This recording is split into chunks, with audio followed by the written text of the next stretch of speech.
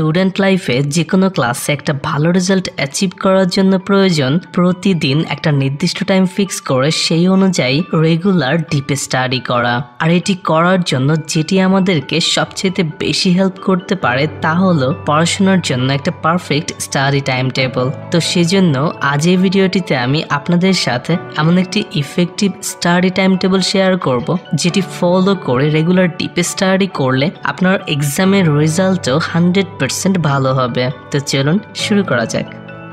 এই effective time টেবলটিকে follow করে study করার জন্য আপনাকে অবশ্যই ভোর 5:30-এ ঘুম থেকে উঠতে হবে।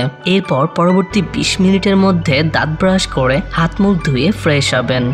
এরপর 5:50 থেকে 6:30 এই 40 মিনিট আপনি মর্নিং ওয়াক করার জন্য বের হতে পারেন, অথবা চাইলে রুমের মধ্যে কিংবা বাসার ছাদে গিয়ে কিছু বেসিক ব্যায়াম করতে পারেন। 6:30 থেকে 7টা এই 30 মিনিট আপনি চাইলে কিছুক্ষণ রেস্ট নিতে পারেন এবং কিছু হালকা নাস্তাও করতে পারেন। 7টা থেকে 10টা এই 3 ঘন্টা সময় হবে আপনার জন্য দিনের মধ্যে প্রথম স্টাডি সেশন। এই সময় আপনি আপনার ক্লাসের সবচেয়ে কঠিন সাবজেক্টগুলোকে স্টাডি করবেন, কারণ এই সময় আমাদের ব্রেন পুরোপুরি ফ্রেশ থাকার কারণে তখন কঠিন সাবজেক্টগুলোকে স্টাডি করা অনেকটাই সহজ হয়। এক্ষেত্রে যদি একটানা 3 ঘন্টা স্টাডি করতে আপনার প্রবলেম হয় তবে আপনি চাইলে প্রতি 50 মিনিট একটানা পড়ার পর 10 মিনিটের জন্য ব্রেক নিতে পারেন। আর এই ব্রেক টাইমে আপনি আর যাই করেন না কেন অন্তত আপনার মোবাইল ফোনটিকে ইউজ করবেন না। রুটিনে উল্লেখিত কোনো সময়ের মধ্যে যদি আপনার অনলাইন ক্লাস থাকে তবে আপনি তখন সিম্পলি রুটিনটিকে তখনকার জন্য স্কিপ করে অনলাইন ক্লাসে অ্যাটেন্ড করতে পারেন। 10টা থেকে 11টা এই 1 ঘন্টার মধ্যে প্রথম 30 মিনিটে আপনি ব্রেকফাস্ট করবেন এবং সকালের খাদ্য তালিকায় অবশ্যই হেলদি ফুড রাখার জন্য চেষ্টা করবেন। এরপর পরবর্তী 30 মিনিট আপনি চাইলে রেস্ট নিতে পারেন। 11টা থেকে 1টা এই 2 ঘন্টা আপনি মিডিয়াম হার্ড এমন টাইপের সাবজেক্টগুলোকে পড়বেন। এক্ষেত্রেও আগের মতো 50 মিনিটের স্টাডি এবং 10 মিনিট ব্রেক রুলটিকে ফলো করবেন। দুপুর 1টা থেকে 2টা এর মধ্যে প্রথম 30 মিনিটে আপনি গোসল করে ফ্রেশ হয়ে পরবর্তী 30 মিনিটে দুপুরের লাঞ্চ খেয়ে নেবেন। 2টা থেকে 3টা এই সময় আপনি চাইলে 1 ঘন্টা ঘুমানোর মাধ্যমে একটা পাওয়ার ন্যাপ নিতে পারেন। এতে করে তখন আপনার মধ্যে এনার্জি লেভেল অনেকটাই ইনক্রিজ হবে।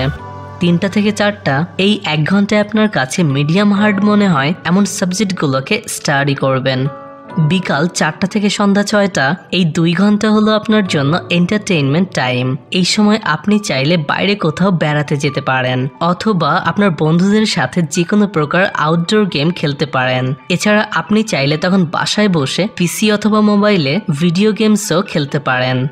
সন্ধ্যা 6টা থেকে 6:30 এই সময় আপনি কিছুক্ষণ রেস্ট নেবার পাশাপাশি কিছু হালকা নাস্তা করবেন। 6:30 থেকে 9:30 এই 3 ঘন্টা আপনি আপনার ক্লাসের সকল সাবজেক্টগুলোর মধ্যে তুলনামূলক সহজ সাবজেক্টগুলোকে স্টাডি করবেন। এক্ষেত্রেও প্রতি 50 মিনিট একটানা পড়ার পর 10 মিনিট করে ব্রেক নেবেন।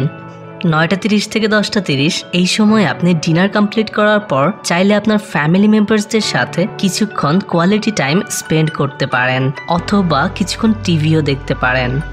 10:30 থেকে 11:30 এই 1 ঘন্টায় আপনি সারাদিনে মোট যতগুলো সাবজেক্ট স্টাডি করেছেন সেগুলোকে খুব ভালোভাবে পড়ে রিভাইজ করবেন। এরপর রাত 11:30 থেকে ভোর 5:30 পর্যন্ত অর্থাৎ একটানা 6 ঘন্টার একটা গভীর ঘুম দিবেন এবং পরের দিন সকাল থেকে আবার রুটিন অনুযায়ী পড়া স্টার্ট করবেন। এই স্টাডি টাইম টেবলটিকে ফলো করে স্টাডি করলে আপনি দিনে 24 ঘন্টার মধ্যে সব মিলিয়ে মোট 10 ঘন্টা স্টাডি করতে পারবেন, যেটি আপনাকে যে কোনো ক্লাসের টপার হতে 100% হেল্প করবে। তাছাড়া রাতে 6 ঘন্টা এবং দিনে 1 ঘন্টা অর্থাৎ মোট 7 ঘন্টা ঘুমাতেও পারবেন, যেটি আমাদের শরীরকে সুস্থ রাখার জন্যও অত্যন্ত গুরুত্বপূর্ণ। যেহেতু এই টাইম টেবলটিকে সকল ধর্মের স্টুডেন্টদের জন্য উপযোগী করে মেক করা হয়েছে তাই এখানে কোনো ধর্মের প্রার্থনা করার সময় উল্লেখ করা হয়নি। তাই আপনি অবশ্যই আপনার নিজের ধর্ম অনুযায়ী এই টাইম টেবলের মধ্যে প্রার্থনা করার টাইম অ্যাড করে নেবেন। যদি এই টাইম টেবলটিকে দেখে আপনি নিজে উপকৃত হন তবে অবশ্যই এই ভিডিওটিকে আপনার সকল বন্ধু এবং আত্মীয় স্বজনদের সাথে শেয়ার করুন। এতে করে ভিডিওটি দেখে তারা উপকৃত হবে। আর এই ধরনের স্টাডি রিলেটেড ভিডিও নিয়মিত দেখতে আমাদের চ্যানেলটিকে সাবস্ক্রাইব করে পাশে আসা বেল আইকনটিকেও ক্লিক করুন। Thanks for being with us.